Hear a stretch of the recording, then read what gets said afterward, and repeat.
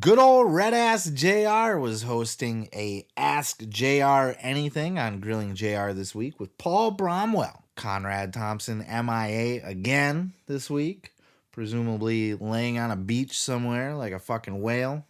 And in this Ask JR Anything, JR was asked, with Cody Rhodes leaving AEW for WWE, does he think that other people will follow? Does he foresee other people jumping ship from AEW to the WWE?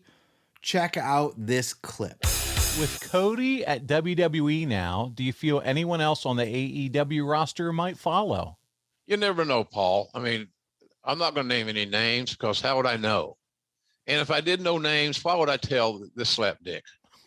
Or tell you for that matter? I just wouldn't do it. It's breaching trust. I have heard no conversations, but look, let's be honest about it. If cash and creative are in place better in one company than it is in another, then you got people traveling. So I can't imagine that somewhere down the road, others will follow the same trail. I love me a good Red Ass JR. He's so touchy. He's so easily offended. This is why Vince always fucked with him, because JR always sold it, right? This is why he was constantly messed with on TV and shit without him knowing about it, because his general red ass reaction is fucking hilarious. It really is. He gets so pissy. He has like zero sense of humor, right? And he always finds things to get mad about. You know, somebody will ask a question and he'll just think that the guy's trying to dig for dirt, and he'll go down this big fucking rant about how we're just digging for dirt and fucking, you know, JR said this, and he'll just invent these stories to get mad about. And it's so funny. And Bromwell fucks with him too on the show. It's good shit. It's funny. It's funny to get JR all heated because it makes for good content. But yeah, I mean, it is good for the business that people jump ship back and forth. It's look at what it did for WWE to have Cody go over to the WWE. They have done a phenomenal job with Cody. They're doing everything right so far. It's been great business for WWE. You know, eventually I think Cody, will probably blend in. Maybe not. Maybe he is a made man top star for life now. He's on his Hall of Fame run right now. That could very well be too. But it's great for business. Remember back in the 90s, everybody jumping back and forth. It was literally the best part of the Monday Night Wars, the Attitude Era. It was people jumping ship back and forth. The mystery debuts, it creates this air of must watch, and you never know what's going to happen next, and all of that shit. And I think AEW relies a little too heavy on that. They're very heavy on the surprises. Almost every other week, it's like, oh, we got a big surprise coming, and they way too much. They gotta quit that shit, right? Not just the over, every week is the major surprise, but also just having surprise. You don't need to bring in new people every single week. Like, apparently AEW is working under a talent budget, which must be a gazillion dollars. I don't know. Tony Khan's taking a profit of $25 off of everything that he's making and then just pushing the rest out to a talent budget. I really don't know. But overall, it's very healthy for the business. And AEW was built on being able to bring in the big stars that WWE dropped the ball on. And this whole shit about AEW using WWE wash-ups, nobody said that when Cody went over to WWE, right? It's not an AEW wash-up. And maybe that's because Cody started there, but you get my point, right? This whole crap, like, wrestlers are independent contractors. They are free to come and go as they please.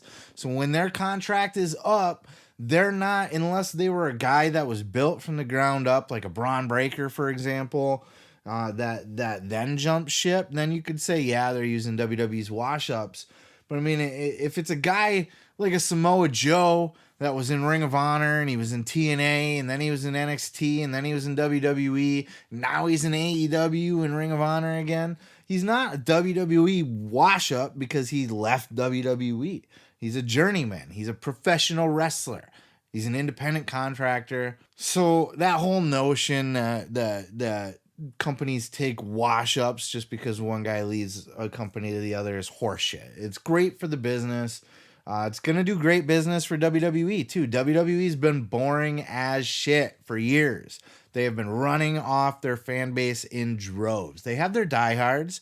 Some of you are listening. You love WWE and everything they do, and it's great, right? They can do no wrong. But when they're able to inject their boring ass, stale ass, bullshit ass brands with a great talent like a Cody Rhodes, that it freshens things up. It's live. Like I said, AEW relies on it a little too much, and it takes away from that freshness. Now it's almost expected. You go a month without a new talent, and you're like, what the fuck, Tony? Where's our new mystery surprise guy? And that's kind of what AEW's become. And that's fine if he's got the money and the budget, and I believe he does. I don't think he's going to run his company broke. But if he's got it in his budget to sign a bajillion talents and he's adding new shows like Ring of Honor, then, you know, I'm going to give him the benefit of the doubt. He's building a company. You know, Vince McMahon ran out and he brought in a lot of talent that were wash-ups from all the territory promotions, right? If they weren't territories at the time, he would have been poaching them from the other main brand. He would have been, if he was AEW, he would have been taking wash-ups from WWE. He was purging the territory of top talent. So it's happened throughout wrestling. And, you know, in the early 80s, Vince McMahon built the WWF on brand new talent coming in constantly that were from other companies. So it's the same thing with AEW. They're building a brand. They're building their roster. WWE, more established, aren't going to need to bring in 25 different people every month. But when they do bring people in, it's going to pop the show. Whether it's a megastar like Cody Rhodes, which he has been and has proven himself to be, or it's and he wasn't in AEW. He was falling down the card. And he wasn't falling down the card because Tony didn't want to push him. He was falling down the card because the fans were sick of seeing him, hearing him. They were sick of the shtick. He probably could have refreshed himself by turning heel, but he refused to do it. So he kept pushing himself down the card because fans started to care less. Now he's a new shiny toy over in WWE. Now he's got new people to work with. So now it's dope again. It's fresh again. And that's why it's so good for the wrestling business when guys jump ship. Whether it's to AEW or to WWE, it is always going to be cool. It's always going to freshen up the brand. And it's always going to be good for the business no matter what.